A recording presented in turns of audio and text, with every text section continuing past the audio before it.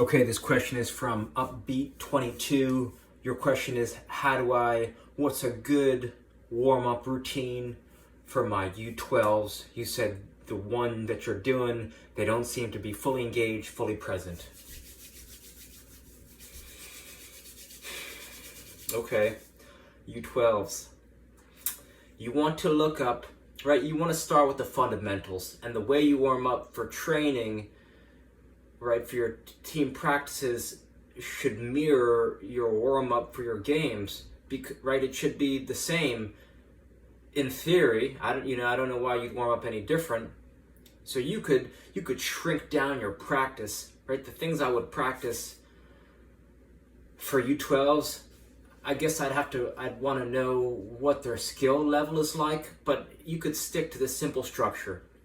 Warm up, right? 10 to 15 minute warm up at least. If you look up Ido Portal, Portal, beginner locomotion, I love this warm up. There's so many ranges of motion and there's so much movement. At a professional soccer training academy, I busted out this warm up, and the instructor, who's trained many professionals, told me that this was the most dynamic warm up he's ever seen. So check that out, Ido Portal or Portal locomotion warm up. You could also search Klokov warm up, Klokov warm up, and he has got this is one of the best weightlifters of all time, right? He's one of the strongest guys on earth. His warm up is simple, but it's super effective. I've been doing it every single day, and I feel excellent. The third, if you search Muay Thai warm up, find one between I'd probably go for around 5 minutes, because then you could start to combine some of these warm ups together, right? Muay Thai warm up, there's some great, it's a lot of kicking. It's like a lot of kicking. So I found that it warms me up for soccer, right? I've watched the number one, you could watch the top 5 teams in the world go through a warm-up progression, and there's nothing that would blow your socks off. But now when I started to look into other realms of sport, into ballet, into kickboxing, into weightlifting, it showed me that I could produce a warm-up that was superior than the ones that current world-class players are currently doing. So I'd give that some thought.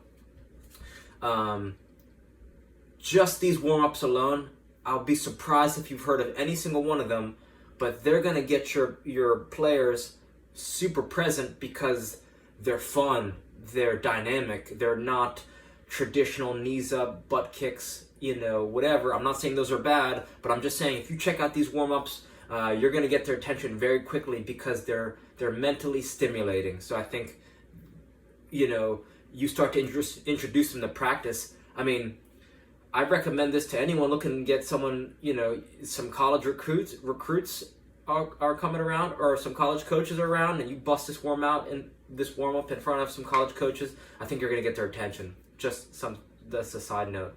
So, warm up, right? Get a good warm up in 10 to 15 minutes. Now, let's say they're on the lower end of the skills, right? 12. Actually, you know what? I'm gonna assume that you're a decent boys team who can, who understands some fundamentals. Possession. That would be the first thing you want to do with them. Possession, right? You take the whole team and you put them into a quarter of the field, and you make them play possession.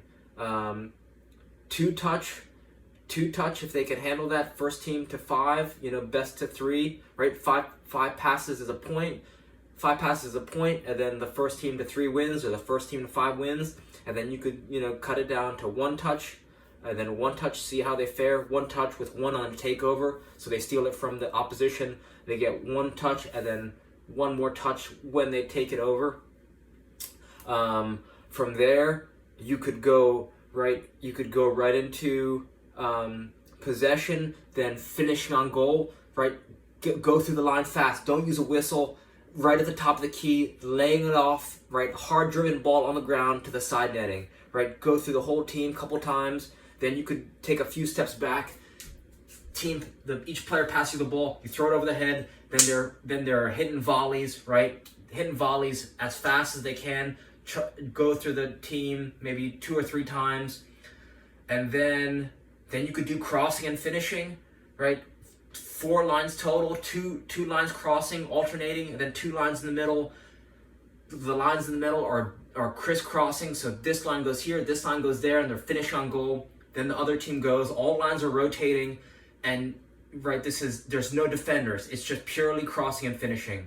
And then if you got more than one goalkeeper, then goalkeepers are rotating. After that, you could have them. I think that's it.